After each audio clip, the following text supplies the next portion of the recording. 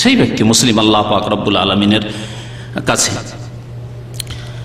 নামাজ ত্যাগের বিধান শুরু করার আগে দুই একটি আয়াত আরো পেশ করি আপনাদের সামনে। আল্লাহ পাক রব্বুল আলামিন সূরা তাওবার আয়াত নম্বর 5 এবং আয়াত নম্বর 11-তে ইরশাদ করেছেন। দুটি আয়াত রয়েছে। প্রথম আয়াত হচ্ছে ফাইন তাবু আকামুস সালাতা ওয়া আতাউজ যাকাতা ফাখাল্লু সাবিলাহুম। আল্লাহ পাক রব্বুল আলামিন ইরশাদ করেছেন, তারা যদি তওবা করে সালাত কায়েম করে, মানে নামাজ প্রতিষ্ঠা করে, ওয়া আতাউজ যাকাতা যাকাত প্রদান করে, ফাখাল্লু সাবিলাহুম, তাহলে তাদের রাস্তা খুলে দাও, তাদেরকে ছেড়ে দাও। আল্লাহ বলছেন এই আদেশ কাকে করেছেন আল্লাহ পাক রব্বুল আলামিন? নবী করিম সাল্লাল্লাহু আলাইহি সাল্লামকে। এবং তারপরে যত খলিফা, যত শাসক, যত দেশের মালিকরা আসবেন, দেশের যারা ইসলামিক কাজী যারা আসবেন, ইসলামিক জজ যারা আসবেন, হাকিম আসবেন, তাদের প্রত্যেককে আদেশ করা হয়েছে ফাইন তাবু ওয়া আকামুস সালাতা ওয়া আতাউজ যাকাতা ফাখাল্লু সাবিলাহুম। প্রশাসনে যারা রয়েছে, নেতৃত্বে ক্ষমতায় যারা রয়েছে, তাদের প্রত্যেককে এই হুকুম করা হয়েছে, তারা তওবা করে যদি নামাজ কায়েম করে আর যদি যাকাত প্রদান করে, তাহলে তাদেরকে ছেড়ে দাও, তাদেরকে ছেড়ে দাও। তাহলে এর অর্থ কি? এর অর্থ হচ্ছে বিপরীত অর্থ। যদি তারা সালাত কায়েম না করে তাহলে তাদেরকে ছাড়িও না, বন্ধ করো। এদের যে শরীয়তি শাস্তি আছে তা কায়েম করো। হে খলিফা, হে রাষ্ট্রপতি, হে শাসক, হে হাকিম, হে প্রশাসন, তোমরা তাদের উপর ইসলামিক শাস্তি কায়েম করো।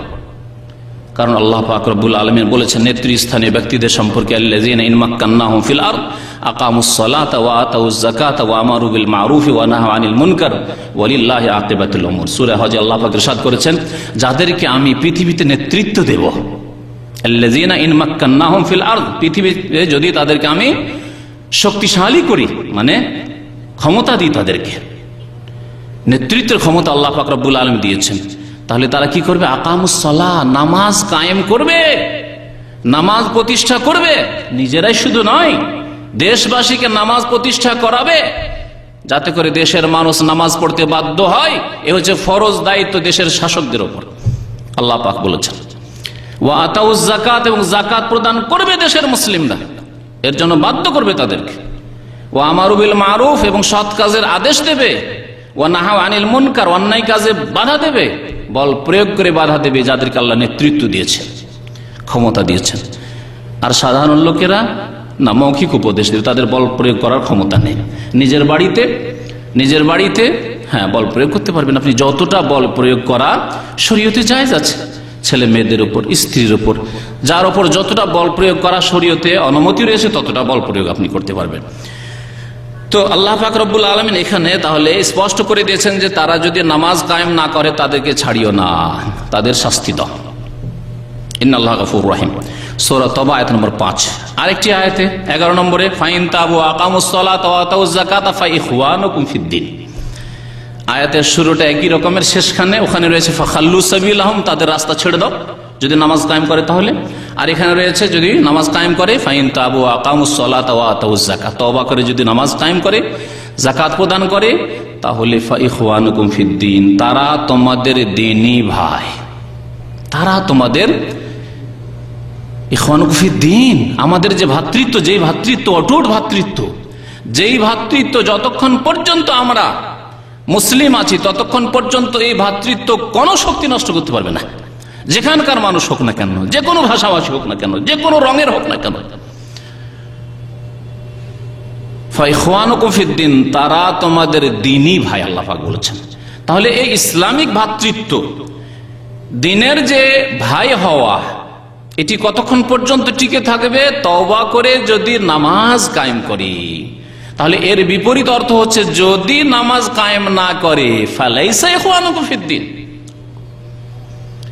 নামাজ যদি কায়েম না করে তাহলে তারা তোমাদের দ্বীনি ভাই নয়, তাদের সাথে কোনো ভ্রাতৃত্ব নেই।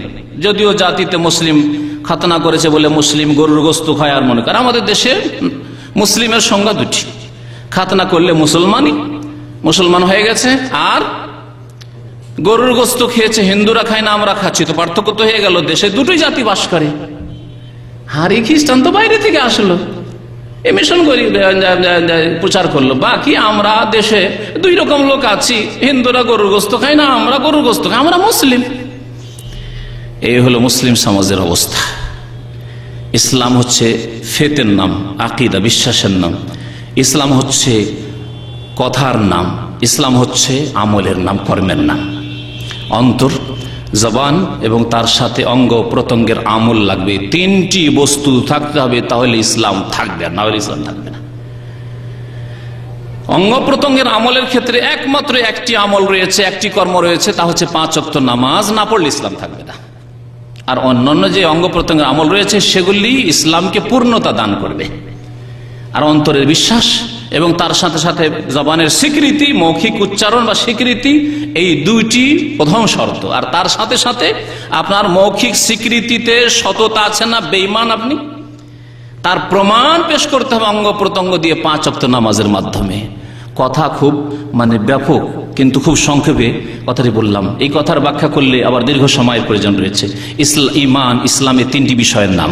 আল ইমান তাসদীকুন বিল জানান, অন্তর থেকে বিশ্বাস করার নাম। ইকরারুন বিল লিসান, জবান দিয়ে অঙ্গীকার করা, স্বীকার করার নাম, যে আশহাদু আল্লা ইলাহা ইল্লাল্লাহ ওয়া আশহাদু আন্না মুহাম্মাদার রাসূলুল্লাহ। আমাল বিল আরকান, আর অঙ্গ প্রত্যঙ্গ দিয়ে আমল করে প্রমাণ করা যে আমি মুসলিম। আর বললাম যে নামাজ এমন একটি বিষয় যে নামাজ পড়ে প্রমাণ করতে হবে যে আমার অন্তরে সততা আছে, আমি সত্যিকার অন্তর থেকে আমি নিজেকে মুসলিম প্রমাণ করেছি। দেখো আমার নামাজ প্রমাণ করেছে যে আমি মুসলিম। আমি 5 ওয়াক্ত নামাজ মসজিদে আসি, আমি প্রমাণ করে দিচ্ছি যে আমি নামাজ পড়ি। আর গ্রামের লোক সাক্ষী রয়েছে, নবী করিম সাল্লাল্লাহু আলাইহি ওয়াসাল্লাম ইরশাদ করেছেন, ইযা রাআইতুমুর রাজুলা ইয়াতাদুল মাসাজিদ, যখন তোমরা কোনো মানুষকে দেখবে যে নিয়মিত মসজিদে আসে। সুবহানাল্লাহ, কত সুন্দর কথা বলেছেন।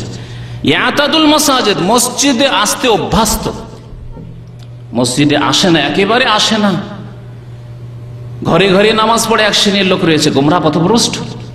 মসজিদে জামাতে নামাজ পড়া উচিত। কখনো ওজোর নামাজের রক্ত চলে গেছে, জামাত হয়ে গেছে, সেটি আলাদা কথা, কিন্তু জামাত পাবেন আপনি, সম্ভাবনা আছে, আর আপনি ইচ্ছা করে ঘরে নামাজ পড়লেন না। ইযা রাআইতুমুর রাজুলা ইয়াতাদুল মাসজিদা, মসজিদে আসায় অভ্যস্ত যদি কোনো মানুষকে দেখো, তাহলে কি করো? ফাশহাদু লাহু বিল ঈমান, তাহলে তার ঈমানের হে মুসলিম তোমরা সাক্ষী দিয়ে দাও যে এরা মুসলিম, মুসলিম হওয়ার সাক্ষী দিয়ে দাও।